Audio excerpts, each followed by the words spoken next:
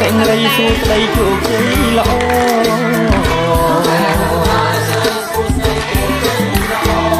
បំផុតនៅពុទ្ធបរិពីបវរសេរីសួស្ដី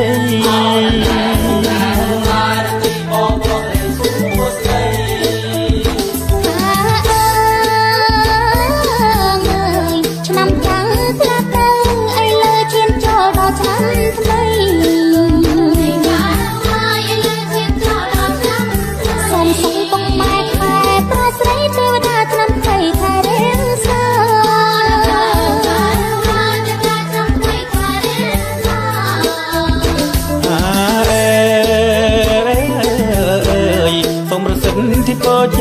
ជួនទៅពីស្អីបានក្តីសុខ